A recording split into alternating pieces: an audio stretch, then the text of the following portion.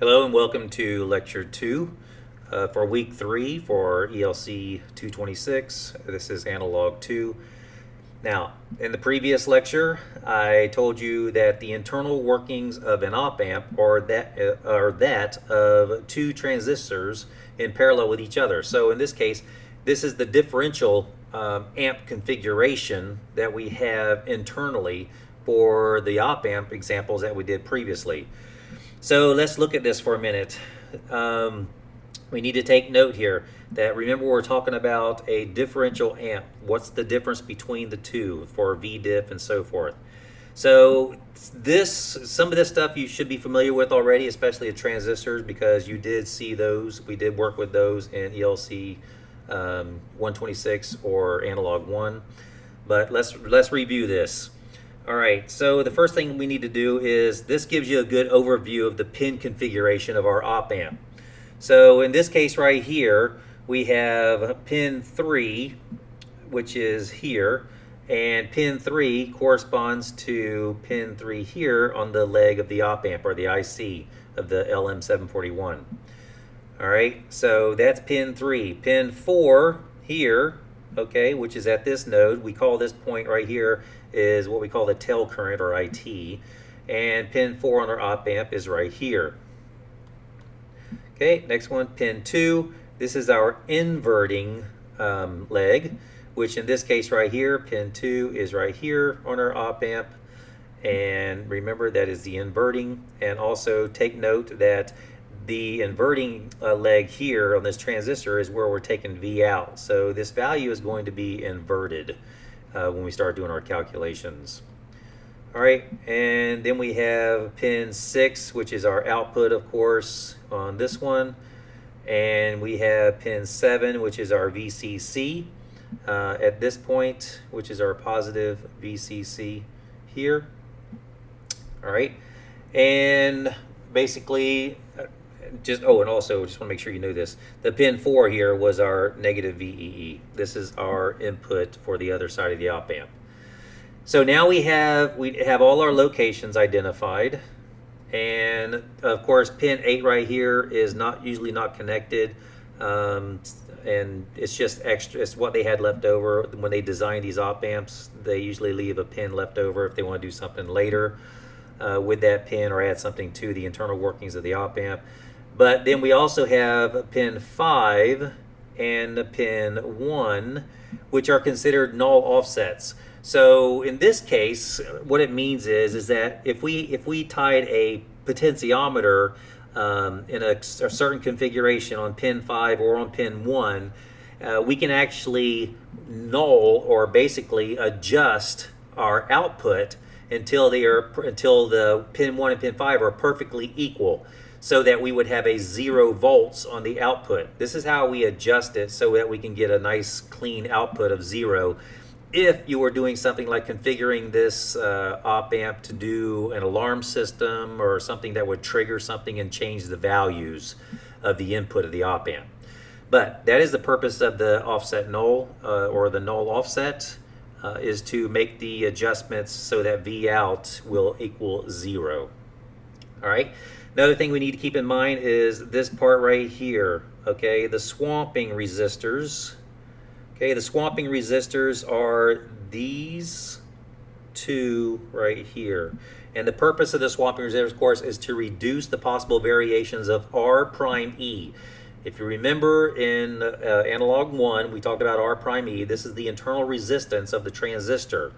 And the internal resistance of this transistor comes from the AC, whatever the AC input is.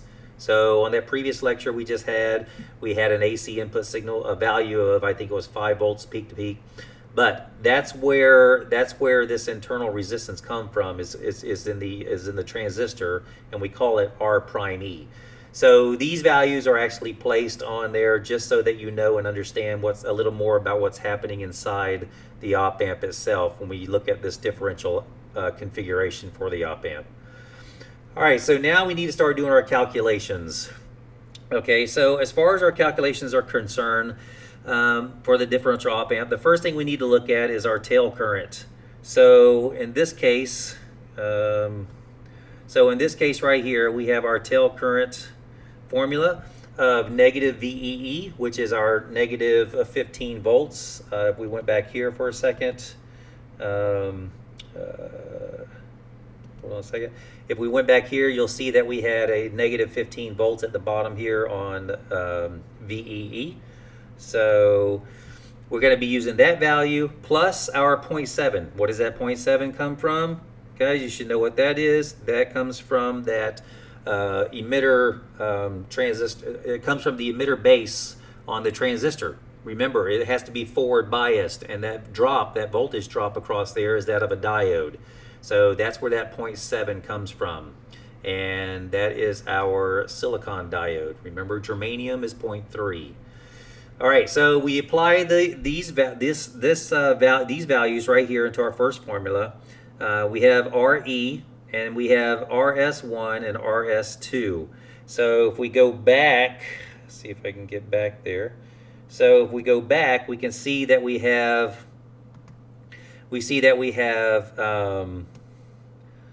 RS2, which is 80 ohms. RS1, I mean, or an RS2, which is 80 ohms. So we have our values here for that, and in this case right here, we have RE, which RE was at the tail of that. Let's see if I can get back here real quick. At the tail, we had RE down at the bottom was 15K. So now that we have our values, for the first formula, if we put those into our calculator, remember this right here, this // that means in parallel with. So when you put these, hold on a second. So when you put these values, into our formula, oh, come on. Give me 1 second, guys. So when you put these values in there into your calculator, you can type it in as 80 reciprocate plus 80 reciprocate, and then reciprocate that value. Okay, that's how you do that. We did that before in class last year, so you should be familiar with that. But anyway, let's continue on. So if we go ahead and put those numbers into our calculator, you should come up with a negative 950.80 microamps. So now that we have that, we can start working our way down with the formulas. So IE1 is going to equal IE2. So basically our current through emitter 1, emitter 2 is going to come out to be IT, which we just calculated, divided by 2. So in this case, this right here for IE1 and IE2 is going to be 475.40 microamps, which is half of IT. And then we go down to IC. In this case right here, all we're going to be doing is taking IE1 minus IB1, which is our base, okay, our current on the transistor of the first base, and we're going to be looking at, let me just go back to this. IB1 and IB2 are calculated as follows. So IB1 is our IT, which we calculated at the top up there, divided by 2, and then all that's divided by our beta DC. So let me see if I can go back for a second here, and beta DC, in this case, get rid of this. All right. Beta DC is our, I gave that to you, which is this value right here. It's 140 for each one. So we have a gain, basically it's a gain, of 140. All right, now let's take this and go back to our formulas. And if we put those into our formulas, we come up with a negative 3.4 microamps for IB1 and a negative 3.4 microamps for IB2. And then we place those values, of course, into this to get IC1, our current through the collector, and our current through the collector 2. And this is how we come up with our negative 472 microamps for each one. All right, so that's half of our calculations. Next, we want to find out what is our bias? What is our IN bias? Kind of like what we did before when we were looking for the biasing of the transistor. Okay, pretty straightforward. We've already calculated for these values for IB1 and IB2. All we do is take that and divide it by 2. And for IN bias, we come up with a negative 3.4 microamps. Then for our IN offset voltage, we already have our values for this one, for IB1 here and IB2 here. Our offset, when we subtract both of those, since they are exactly the same, we will come out with 0. Now, VB1, all right, so our value for a voltage for VB1 is going to be IB1, which we calculated already, times RB1, which is our base, our resistor on the base. And in this case right here, let me go back and show you that real quick. Hold on. All right, so our resistor on the base, here is RB2 and here is RB1. Those are our base values, which you can see they are 33 k ohms. This is what we are putting into this formula here for RB1 and RB2. Okay, so these are both the same type of formulas. All right, so if we put those values in, we will come up with a negative 112 volts for both of them. Now, the next part is what is our voltage at RC2? RC2, let's go back for a second here. RC2 is right here. Here is RC2. This is our collector resistor, which is 15K. Okay. So now that we know what we're looking for here, what is the voltage at that point? All right, we have a negative IC2, which in this case right here, IC2 is here. And we have out when it is negative, and then multiply that times our resistance, we will come up with a positive 7.08 volts. Okay, let me clean this up a little bit. Give me 1 second.